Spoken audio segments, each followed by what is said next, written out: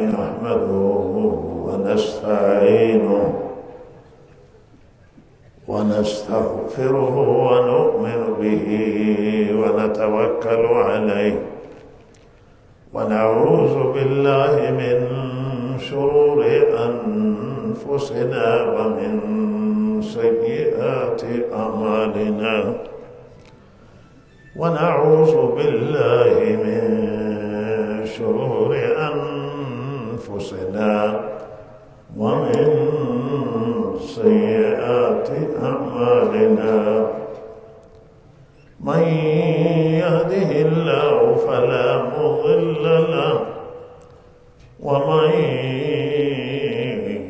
يضلله فلا هادي له وأشهد أن لا إله إلا الله وحده لا شريك له وأشهد أن سيدنا ونبينا ومولانا محمدا عبده ورسوله صلى الله تعالى عليه وعلى آله وصحبه أجمعين أما بعد فأعوذ بالله من الشيطان الرجيم بسم الله الرحمن الرحيم وما بكم من نعمة فمن الله ثم إذا مسكم الضر فإليه تجأرون ثم إذا كشف الضر عنكم إذا فريق بربهم يشركون.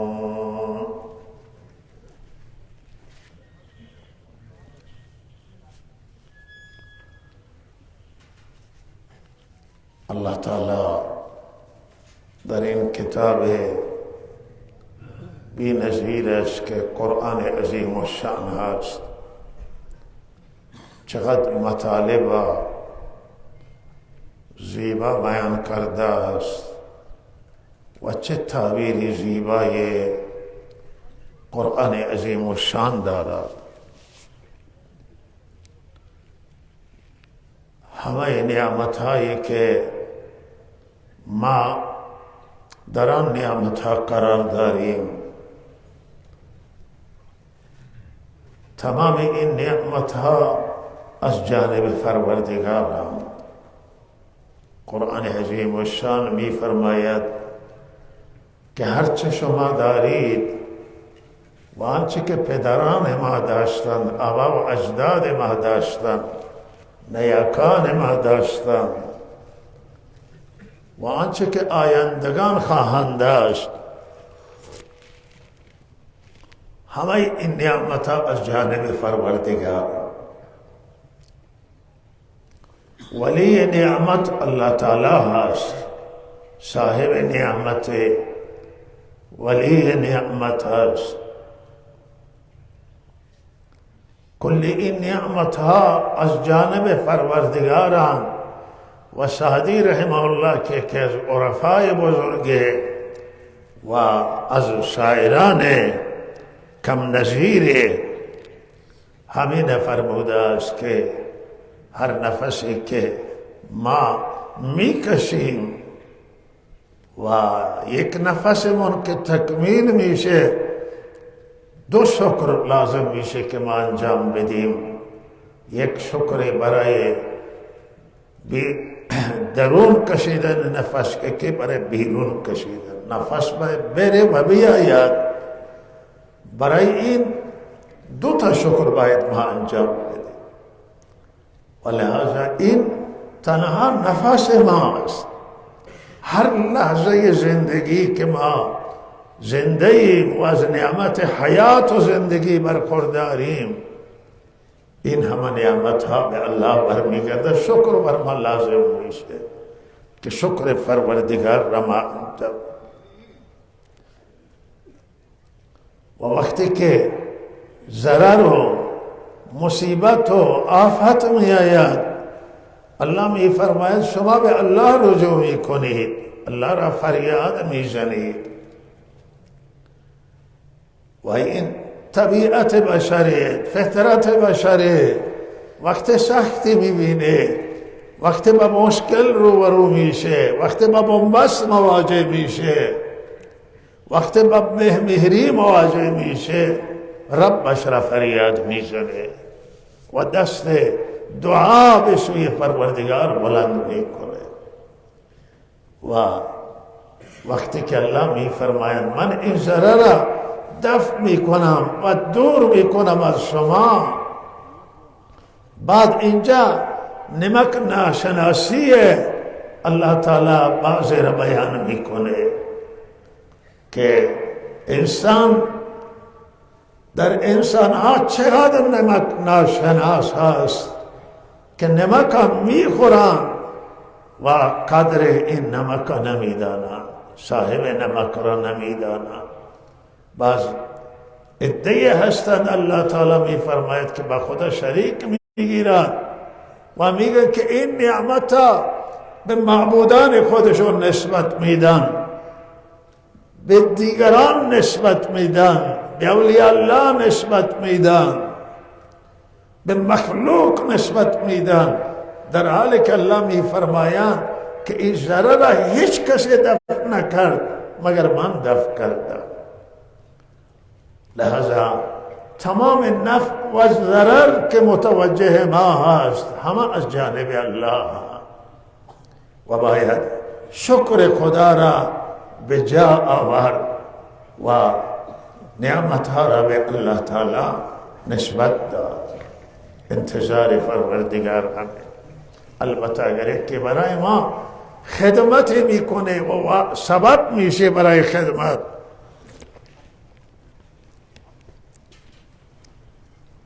او را به عنوان سبب شکر او را ما به جا بیاوریم. تمام تحولاتی که توی دنیا شکل میگیرن، انقلابات و تحولات که در دنیا صورت میگیرن، مردم اینها را به خود نسبت میدن، ولی کل این تحولات در واقع از جانب پروردگار. همه چیز در دست الله است، چرا که دل در دست خداه. و گاهی بسیاری چیزا ما از اسباب میبینیم، ما از خودمون میبینیم و از دیگران میبینیم، ولی ما رب الاسباب باید در نظر بگیریم که سبب ساز هست و سبب سوزه، که بخواهد اسباب می سوزه، اسباب کارایی نداره، و که بخواهد اسباب مهیأ میکنه برای نجات.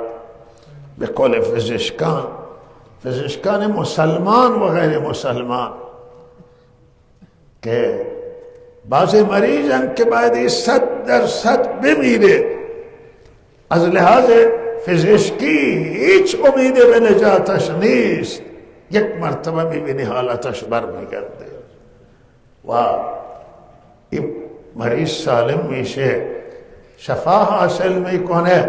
و یک مریضی که باید 100% نجات بگیره، مشکل خاصی نداره، اسباب نجاتش فراهمه، اما یه تحول بر سرش میآید و حالتش دگرگون میشه و زندگیش تمام میشه و میمیره، تشنج میکنه و تحول منفی بر سرش میآید و میمیره. این اعتراف پزشکان مسلمانه و پزشکانی که زیاد خدا را قبول ندارن. به قول کسی که در یک بیمارستان غیر مسلمانان برای معالجه رفته بودن و گفتن که پزشکان گفتن ما خدا را در این بیمارستان شناختیم، بیرون از بیمارستان خدا را نمی شناختیم، ولی در بیمارستان که آمدیم متوجه شدیم که خدای بالا سر.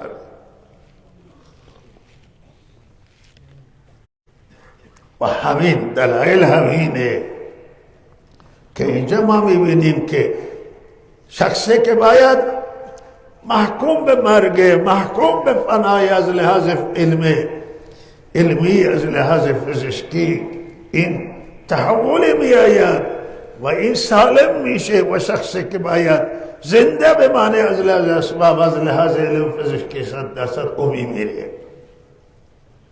معلوم میشه که موت و حیات دست کسی دیگر. سالهای 57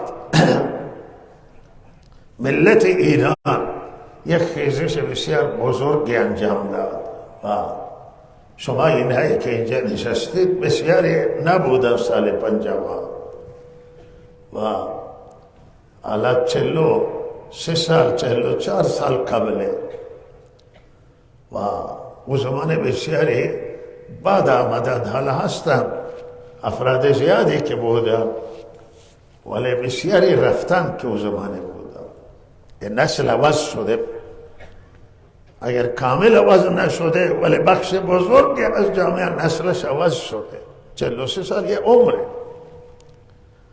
و او زمانه که ملت ایران انقلاب کرد و خیزش انجام گرفت و روحانیت و علما پیش بودن و رهبر فقید جلو بود، او زمانه ملت ایران دلیل انقلابش را آزادی مطرح میکرد.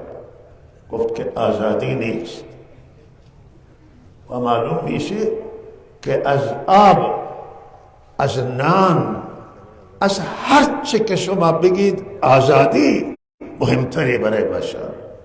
بشر اگر همه چیز داشته باشه و آزاد نباشه هیچی به اون نوشیجان نمیشه.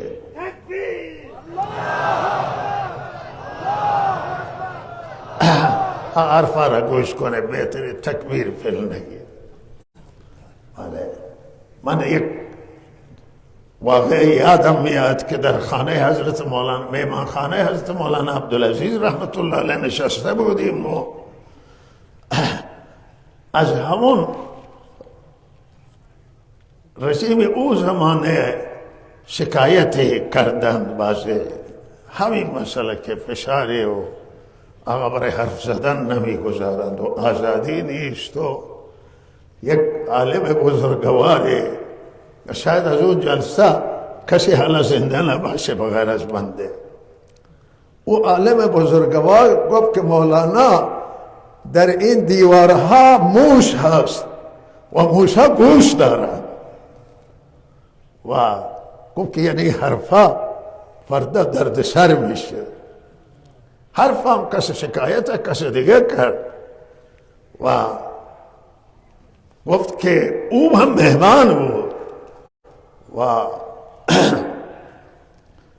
گفت که این دیوارها موش دارن و موش ها گوش دارن و ترسوندن که یعنی حرفها فردا جای درز میکنه و برای ما این حرفها درد سر میشه و فضای واقعا فضای اختناق بود. کسی نمیتوانست حرف بزنه، کسی نمیتوانست اعتراض بکنه و او انقلاب 57 که راه افتاد روی مسئله آزادی بود. آزادی گفتن نیست، استقلال نیست و همین همی گفتن که سرمایه کشور داره جای دیگه میره و این سرمایه ها چرا به ملت ایران مصرف نشه. همه ما همین حرفا را میزدیم اون زمانه، ملت هم حرفش همین بود. گفته ثروت ایران باید به ایرانی ها خرج بشه، پول ایران نباید جای دیگه بره. ولی چون پول ایرانی گفته ایران چرا امریکا بخوره، چرا انگلیس بخوره، چرا دیگران بخورن، خود همه ملت. و چرا ملت نتوانه حرف بزنه، چرا نتوانه انتقاد کنه، چرا جلوی صدای ملت گرفتن؟ حرفها هم همین بود و همه این حرفها را همه میپسنده، همه گفته درسته. چرا کشور مستقل نباشه و مردم ایران بر سرنوشت خودشون حاکم نباشند؟ دیگران برای ما تصمیم، برای حرفای انقلاب بود که زمان زده میشد.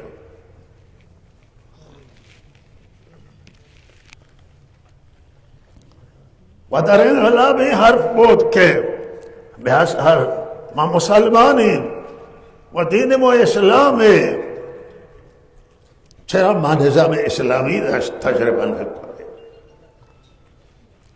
و لحظه این ملت، این انقلاب این مردم بودن که پیروز کردن، مردم به صحنه آمدن، خیزش مردمی بود.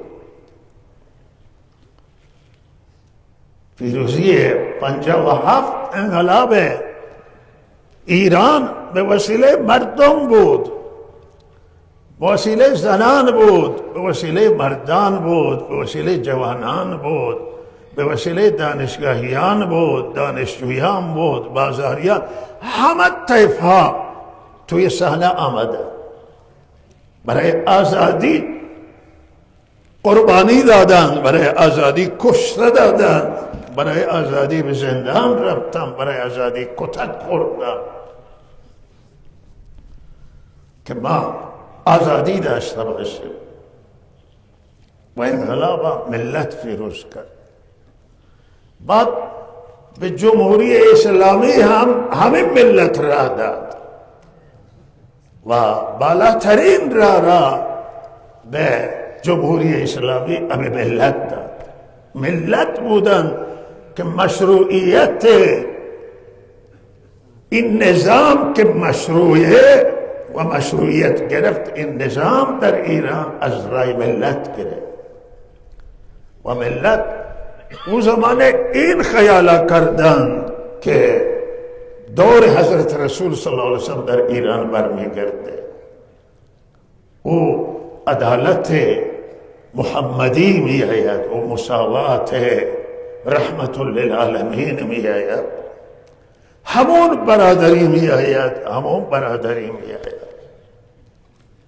دور اهل سنت می گفتن که دور خلفاء راشدین داره تکرار میشه و شیعه و سنی می گفتن که دور حضرت علی داره می آید، عدالت علوی، عدالت حضرت علی داره می آید و عدالت حضرت علی معروفه.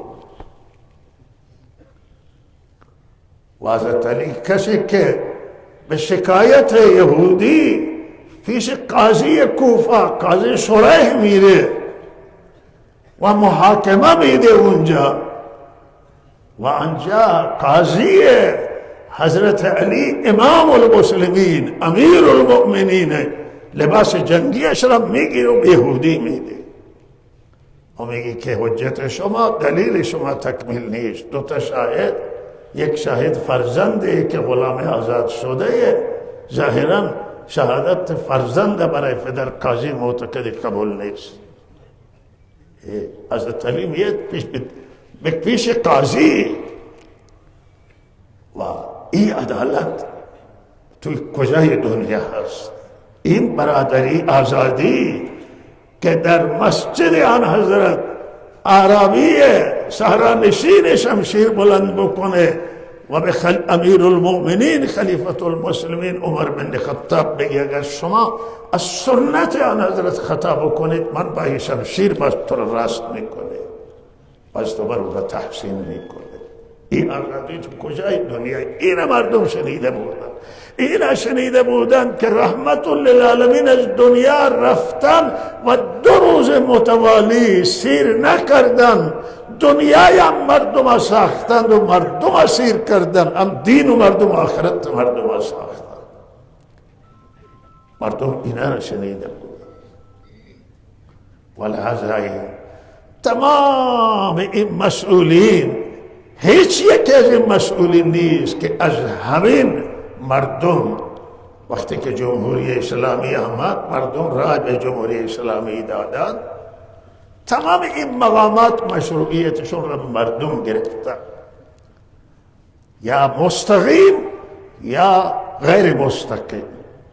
رئیس جمهور و نمایندگان مجلس که مستقیم میگیرن و خبرگان که مستقیم میگیره و بعض دیگر مقامات و مسئولیت، بالاترین مسئولیت هم در کشور و مشروعیت چشون را از همین مردم گرفتم، ملت گرفتم، و لحاظا رای مردم تاثیر گذار بود و همه، حتی او یک ادناترین یک دربان و یک نگهبان هم اگر ما فکر کنیم مشروعیتش برمیگرده به ملت به واسطه. و لحاظا این درسته که مسئولین رده بالای کشور هم میگفته که ولی نعمت مردم و بلکه ما جمهوریت در نظام جمهوریت محور مردم چه جمهوریت معنیش همینه که جمهور صاحب نظره، همه مردم دخیلن در یک نظام که به رای ملت به رای مردم روی کار می آید و همه مشروعیت از مردم میگیرن. معنی که محور مردم هم، هرچی که مردم بگن، هرچی که مردم بخواهن، و لحاظا همونه. متاسفانه آنطوری که همه فکر میکردم مردم که حالا دور عدالت آمده، دور مساوات آمده، تبعیض دیگر رفته از بین، نابرابری از بین رفته است، همه از نعمت مساوات برخوردار میشن و نابرابری میره. بالاخره توی مملکتمون، کشورمون که همه ما در این کشور شریکیم، همه شهروندان این کشوریم و متاسفانه تبعیض بزرگی که آمد یکی در رابطه با زنان آمد. زنها مورد تبعیض در کشور قرار گرفت و لحاظا توی 43 سال من یادم نیست که در هیچ دوره وزیر زن باشه، در هیئت دولت زن بیاید. اقوام و مذاهب مورد تبعیض قرار گرفت. من حرفا را میگم که ها بدونن همه که مشکل کجایه، مشکل کجایه. تا دکتر مریضی را متوجه نشه از دست دکتر هیچی ساخته نمیشه.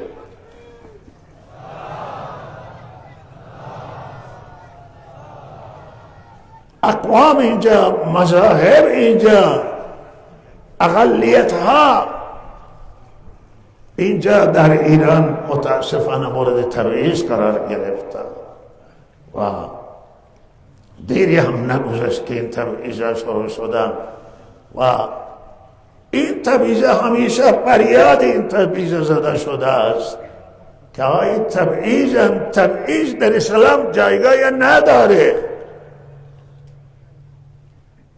تبعیض در قانون اساسی کشور که بنده میگه قانون اساسی 43 سال 44 سال قبل تدوین شده. او کسانی که این قانون تدوین کردن رفتن همه الا ماشاءالله. او نسل دیگه بود، الان نسل دیگه آمده.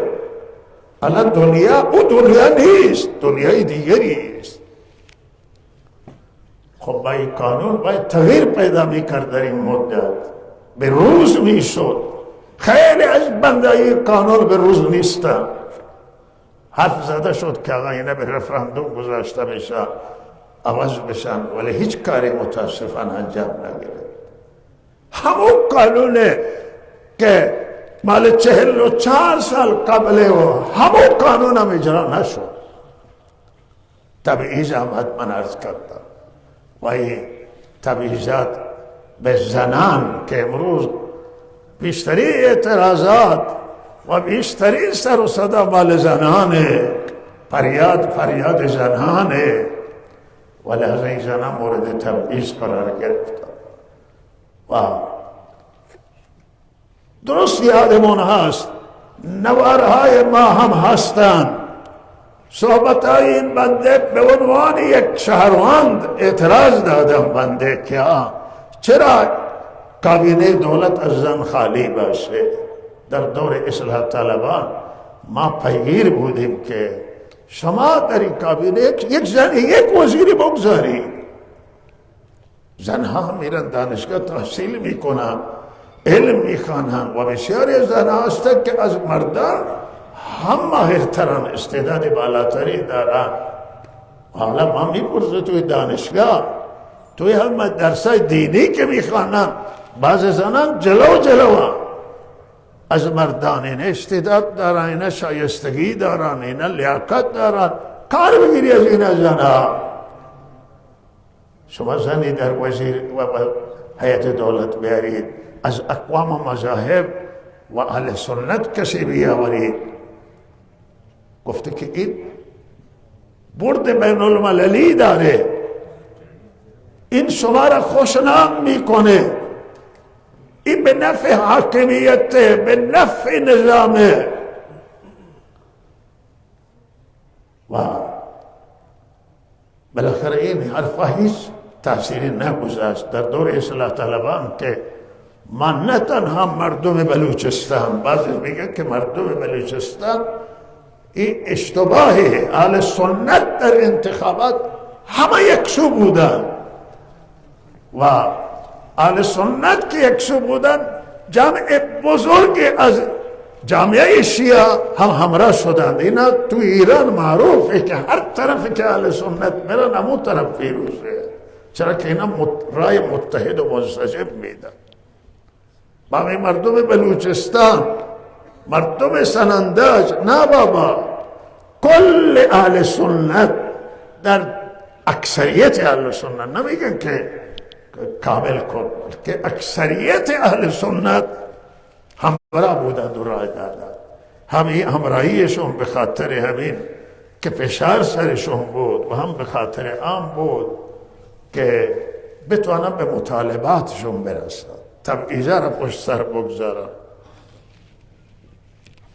در این مدت فریاد زده شد که زنها مورد تبعیضن،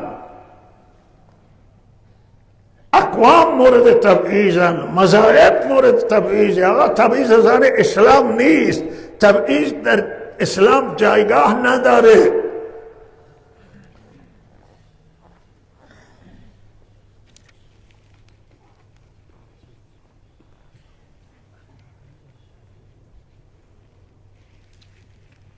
بله یادداشت دادن که در دور احمدی نژاد بله یک وزیر زن، وزیر بهداشت بوده و درسته، بالاخره همه اگه بوده توی همه یک دوره بوده است. و لحاظا اگر وزیر زن گذاشتن ولی از اقوام نگذاشتن.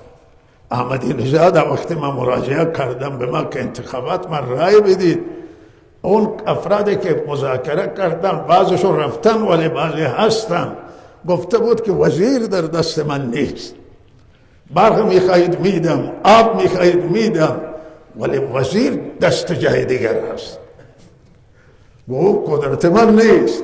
ما را صاف جواب داد. ما خوشحال شدیم که آدم رک جواب داد. ما دیگران نگفته اینا، گفته چشم ما کوششمون میکنه.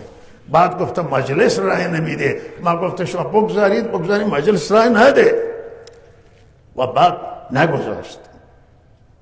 ولهذا اراده نبود. این تبعیض اسلام قبول نداره، دین قبول نداره. تبعیض از کجا آوردن بر ملت ایران تحمیل کردن؟ الان شرق زنان بالاخره زن جایگاه بلندی داره. حال از لحاظ در هر فرهنگ از فرهنگ‌های دنیا، در تمدن‌های دنیا، اکثر تمدن‌های دنیا زن جایگاهی داره و در اسلام بالاترین جایگاه زن داره. زن ببینی زن وقتی دختره مردم حاضرن چشمشون از دست بدن ولی آسیبی به دختر نرسه. و چقدر مردم دختران دوست دارن، چقدر پسران دوست دارن. مادر و پدر حاضره که قربان بشن ولی به فرزندانشون آسیبی نرسه. و زن اگر مادر باشه، مادر چه جایگاهی داره؟ حضرت رسول صلی الله علیه وسلم وقتی حضرت حلیمه سعدیه مادر رضایی آمدن، بلند شدن و چادر خود را پهن کردن و او را گفت تو سر چادر من بشی. و دخترش حضرت زهرا را چقدر دوست داشت، دختران دیگر را چقدر دوست داشت، به همسرانش چه مهر و محبتی بود و به زنان چه اندازه آن حضرت محبت میکردن و احترام قائل بودن و زنان جایگاه داشتن. وقتی شکایت رسید که بعض زنهایشون را میزنند و بعض زنان با خشونت برخورد میکنند، آن حضرت خطبه دادن و فرمودن که اونهایی که با زنان با خشونت رفتار میکنن اینها آدمان خوب نیستن، خوبان شما نیستن. آن حضرت اظهار ناراحتی کرد که با زنان با خشونت رفتار میشه. حالا که این زنان که داد میکشند و فریاد میکنند، این همین نتیجه تبعیض و نابرابری نسبت به زنان. زنها بیمهری دیدن.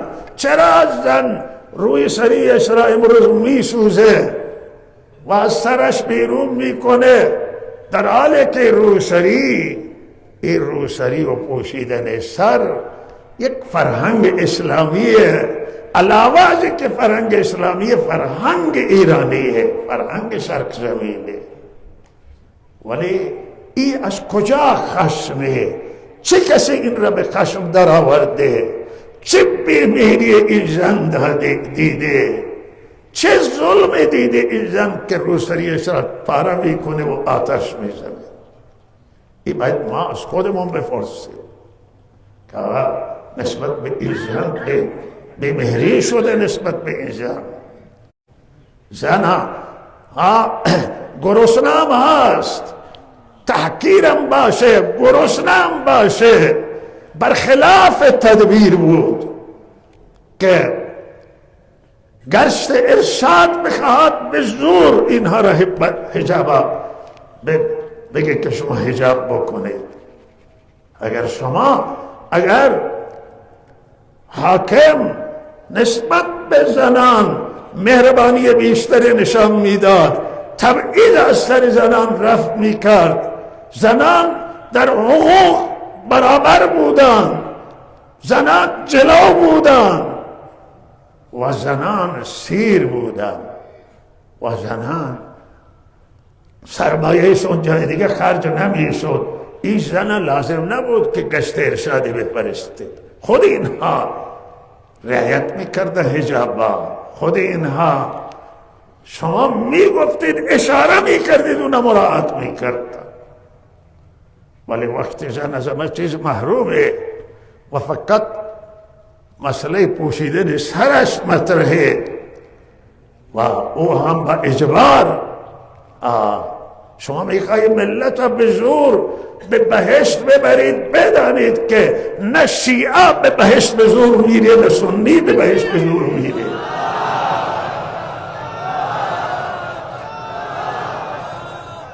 اینها را با محبت، با دوستی، با احترام، با رعایت حقوق، با مساوات شما میتوانید که از به بهشت ببرید، به جهنم ببرید. شما بخواید اینا را به جهنم ببرید، با مهر و محبت با شما همراه میشن با جهنم.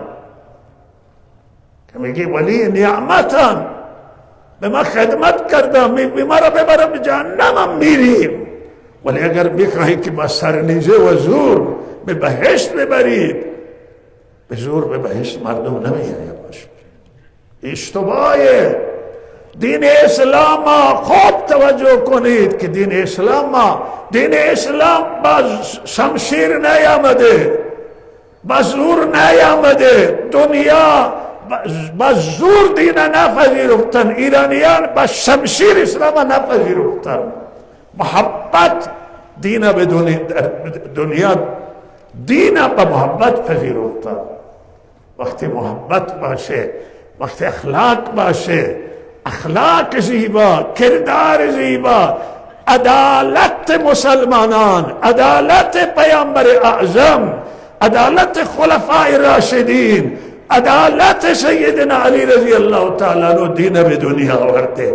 غلطه کسی این فکر کنه که ایرانیان به زور دین پذیرفتن، ملت های دنیا عرب به زور دین پذیرفته. نه خیر، اخلاق بوده، کرامت انسانی بوده، رفتار نیک بوده. این مردم شیفته دین کرده است. عدالت بی نظیر دین او که خلیفه راشدین گرسنه از دنیا میره، بدهکار از دنیا میره. حضرت علی چه داشتن، چه سرمایه داشتن وقتی از دنیا رفتن؟ سرمایه جمع نکردن. توی مملکت فساد نبود. و امروز نه، این اشتباهه. این اشتباه هات کشور به اینجا کشونده است که میخواد به زور، نه به اخلاق کریمانه، به رفتار، به رسیدگی به این ملت. من یادم از دقیق که شعارهای قبل از انقلاب گفته که ملت ایران کشوری که پر از نعمت. همه این بزرگان میخوای من تک تک نام ببرن که میگفته این حرفا. این حرفا میفرمودن که کشور سرمایه داری چرا با گرسنه باش؟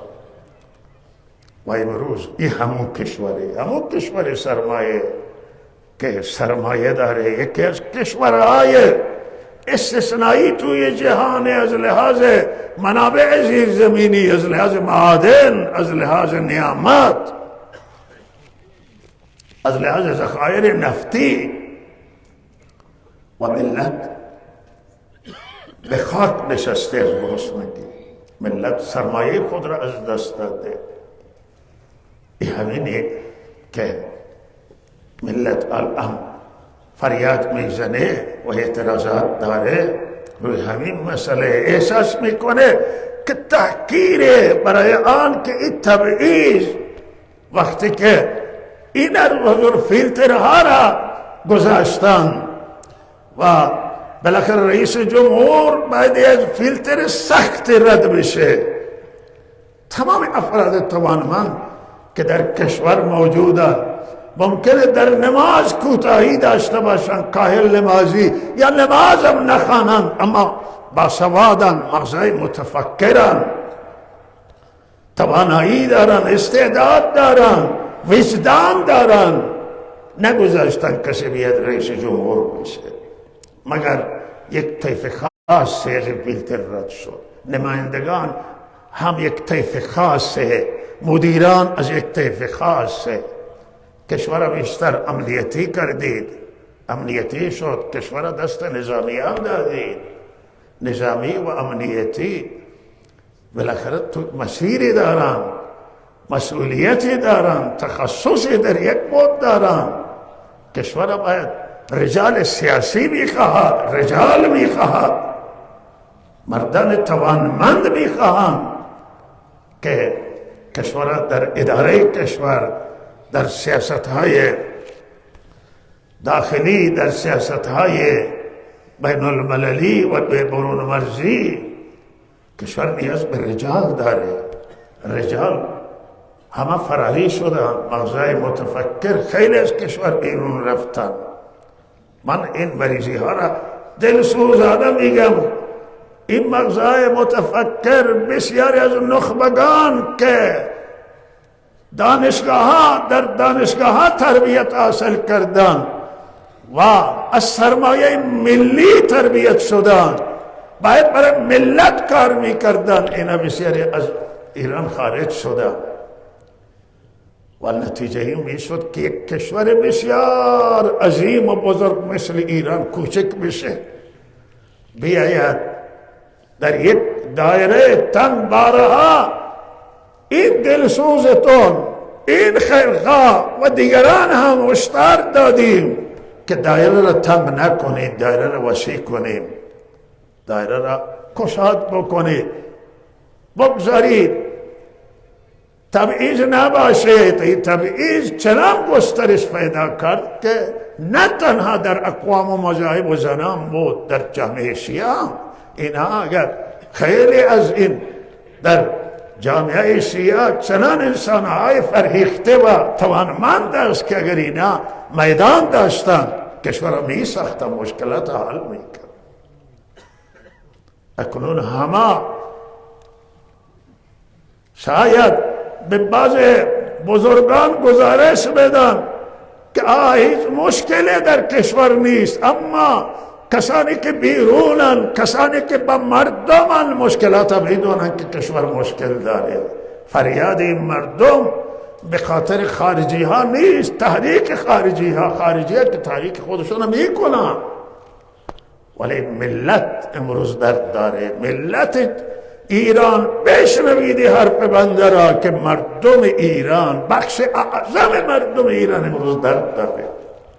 قوه قضاییه چقدر فریاد داده شده که اعدام ها به ضرر کشور ها.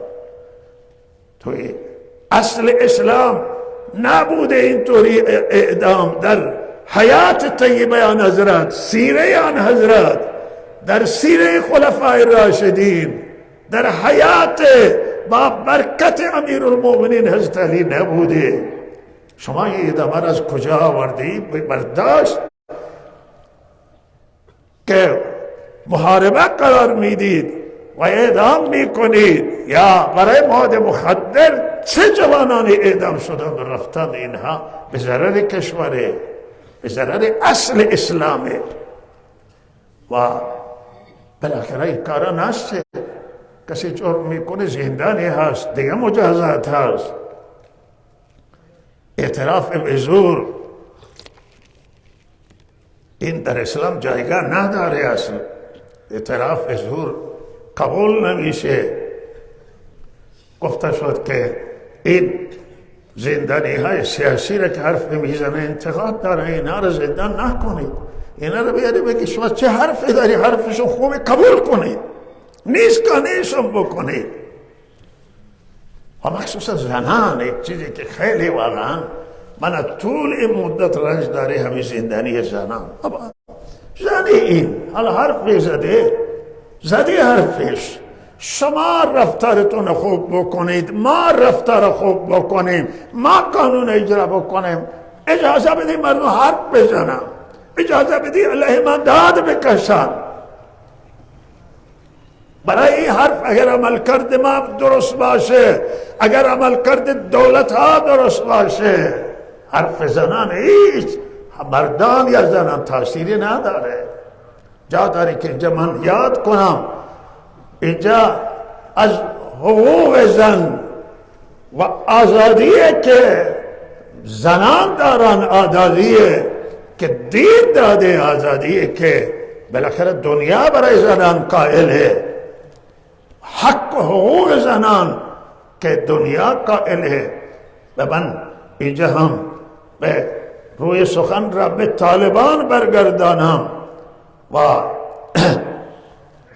او این که ما یه حرف زدیم، مصاحبه هم کردیم و اعتراضم بر ما شد که من گفته این طالبان و طالبان 20 سال قبل نیست، طالبان تغییر خورد.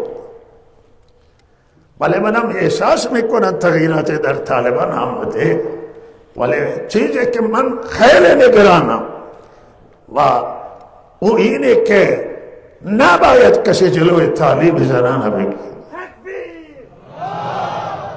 باید دانشگاه ها برای زنان باشه، زنان میخوان علم بخونن. کدام دین شما بگید برای من، کدام شریعت، کدام دین زنان از تحصیل جلوگیری کرده است؟ این چه نظریه؟ این نظریه ادعیه که نگاه ندارند، ادعیه آدمانی هستند که تنگ نظرند. علم آقا برای زنان، دانش برای زنان. شما را به خدا نکنید طالبان این کارا. دانشگاه ها را باز کنید، مدارس متوسطه را باز کنید. و توصیه من آنه که قبل از دانشگاه مردان شما دانشگاه زنان و زنان استعداد دارن، میخوان علم بخونم، میخوان دانش بخونم. با کدام مسئله شرعی شما جلوی اینا را گرفتید؟ چه کسی شما را گفته که اینا را به تعلیم نگذارید؟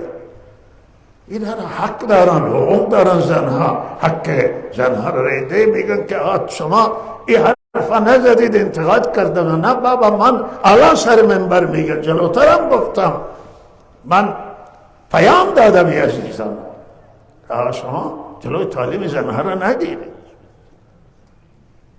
ما گفتیم شما تغییر خوندید، شما باید تغییراتتون در رابطه با زنان نشان. ما قانع نمیشیم، علمای جهان اسلام قانع نمیشن در مورد تعلیم زنان که جلوشون گرفته بشه. باید بگذار و اینها را مسئولیت دولت طالبان میدانم، جزء وظایف شرعیشون میدانم که کار انجام بدن. زن حق دارن، حقوق دارن. زنان باید مورد احترام قرار بگیرن، محبت قرار بگیرن. گاهی من فکر میکنم بعضی مرد همین صحنه ها را میبینه که زنان الله تو کوب میکنن. اینجا میبینم همین توی منطقه یک فرهنگ عجیب نسبت به زنان است. اگر کسی اگر قاتل پدرش را بخواهد بکشه، قاتل برادرش، قاتل فرزند، ببینی که زنی همراه آقا سر پایین میکنه، میگه زنی همراه. زن تو این فرهنگ چقدر حرمت داشته، این فرهنگ گذشته. و گاهی حرف میگم و هیچ کسی بر خود حمل نکنه. مثالی است که میگم وقتی که یک سگ هم حمله بکنه برای مرد اینجا که بیاد تا زن همراهه، میگه این دو مشره تکان میده، یعنی تسلیم میشه و سگ رد میشه. و این مامورین بابا، این دختران شما، این مادران شما، اینها خواهران شما، بگذارید اینا شما را بزن. ما را اگه زنه بزنه ما دفاع نمی کنیم، بگذارید بزنه. و لحظه اینا شما را بزنن، شما را کتک بزنن. شما نباید خشونت ارشان بده، نسبت بزن. نباید زنه بگیرید توی ماشین بیندازید. توی گشت ارشاد انتقاد داشتیم. بابا این زن شما دستش را میگیرید، شرعیه.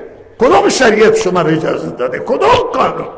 شما او را میگیرید، بغل میکنید توی ماشین میانده، پاش را میگیرید. کدام شریعت به شما اجازه، کدام قانون شما را اجازه داده؟ زنن اینا. بالاخره اینا قدرت زدنشون زیاد نیست که مشتشون توانایی نداره که مشت مرد داره. بالاخره اینها را باید تحمل کرد.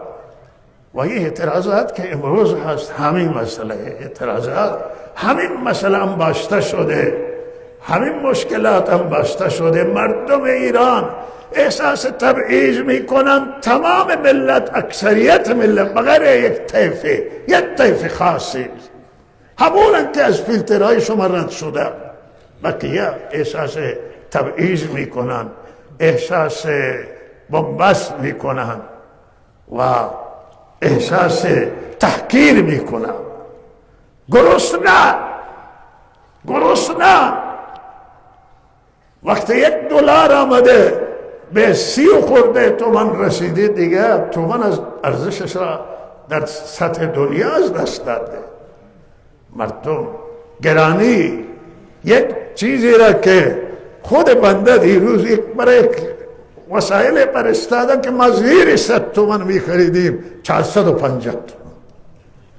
بالاخره که میتونه با این وضعیت زندگی بکنه؟ این همین مشکلات مردم، داد مردم. اینا را باید حوزه های علمیه قم بشنوید، صدای مردم ها.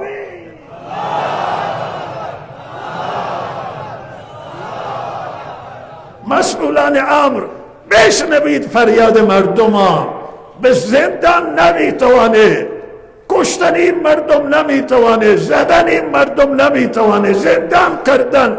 الان این ملت 50 روز، نزدیک 50 روزه که توی میدانه، اینا را نمیتوانی عقب برانه، چون اینا خون دیدن، کشته دادن. بینا برسید صدای اینا را. من خیرخواه شما، دلسوز شما. من نه در گذشته حاضر نشدم هیچ چیزی قبول بکنم، نه مادیات شما را، نه پستی قبول بکنم، نکردم الحمدلله تعالی.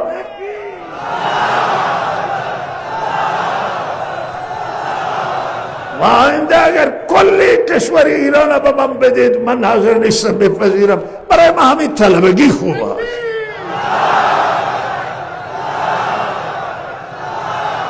و ولی به شما میگم که این ملت الان بالاخره عقب نمیره. ملت 50 روزی که شما تجربه کردید، اینا را نه زندان کنید، نه اینا را بزنید، نه با اینها با خشونت رفتار بشه. با این ملت بشینید مسئلهتون حل کنید. این ملت که او زمانه این تمام مشروعیت شما از همین مردم، این اکثریت مردم ناراضه، اکثریت مردم ناراضه، قبول ندارید رفراندوم بگذارید. رفراندوم با ناظران بین المللی یک رفراندوم عاجل برگزار کنید و همه ما ایرانی، مسئولان ایرانیان، نیروهای مسلح ایرانیان، امنیتی همه ما ایرانی، همه ایرانی برادر و خواهران. اما نقصانمون از هر طرفی باشه. یکی نیروی کشته بشه از ما رفته، مردم کشته بشه از ما رفتن. ما شیعه و سنی نداریم آقا، ما اقوام نداریم، همه یکی هستیم. و اینجا ما به تلفات سنگینی دادیم در ظرفیت چند ساعت. و ما میگیم ملت، مشکل ملت ایران حل بشه. ما هیچی نمیخواهیم، مشکل ملت ایران حل بشه. مردم ملت ایران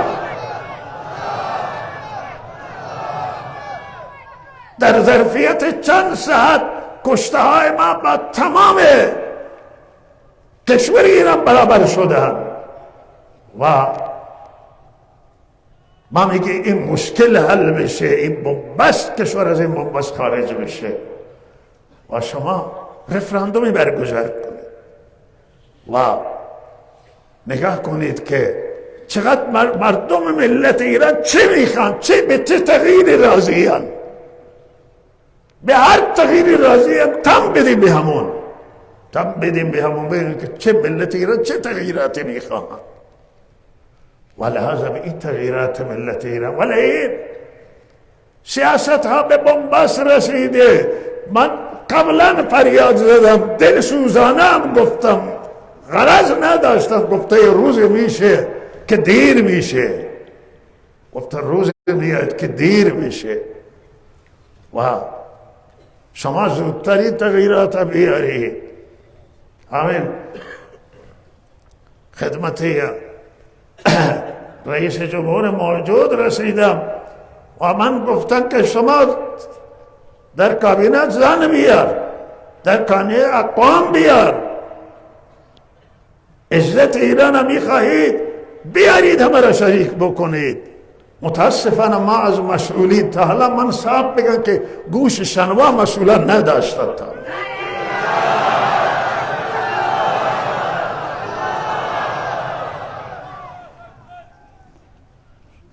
تمام اعمال سلیقه‌ای عمل شده و این سلیقه متفاوته. تو یک خانه یک سلیقه جواب نمیده، باید کوتاه بیایم برای سلیقه‌های مختلف. و روی این هست که به هر حال تاکید من برانه که حرف مردم، فریاد مردم شنیده بشه و نگذاریم که تلفات بیشتر بشه. زایات مردم ایران، زایات همه است.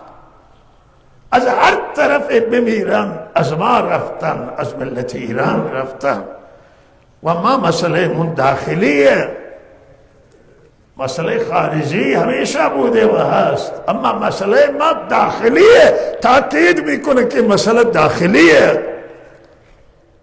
شما این مسئله رسیدگی کنید.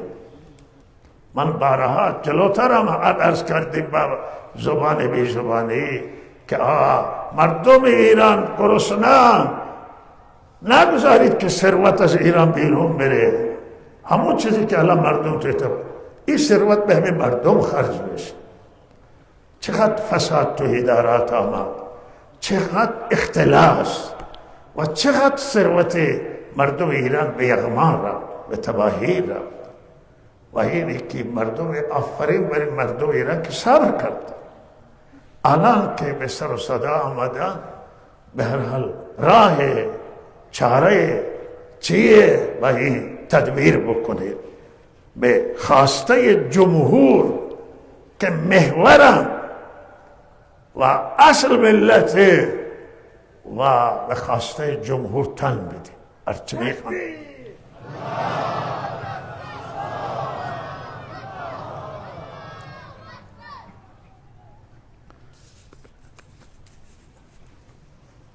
الان دینگریزی تو ایران زیاد شده متاسفانه. بسیاری از اصل دین تنفر پیدا کرد و این زنانه که من عرض کردم که به هر حال به حجاب تنفر پیدا کردن، این همه از عمل کرده ماها هست، از عمل کرده. و لحاظا اگر این عمل کرد نبود، این تنفر پیدا نگذارید که نفرت بیشتر بشه، این بغض نسبت به دین بیشتر بشه و نگذارید که از دین بیشتر بیزار بشه ملت و تدبیر حسن بکنید. تا حالا از کسی سوال نکردید و نپرسیدید، از ایرانیان بپرسید و مشورت کنید. والله تعالی توفیق عنایت کنه. ما جز خیر کشور، جز خیر ملت چیزی دیگه ما نمیخواهیم و دیگه خواسته نداریم و خیر همینه.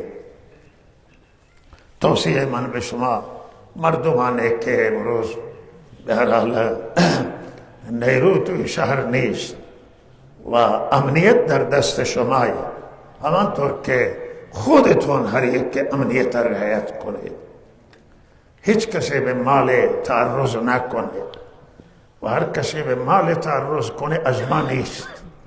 به مغازه، به بانک، به ماشین، به ابروی مردم، به مال مردم هر کس تعرض کنه از ما نیست.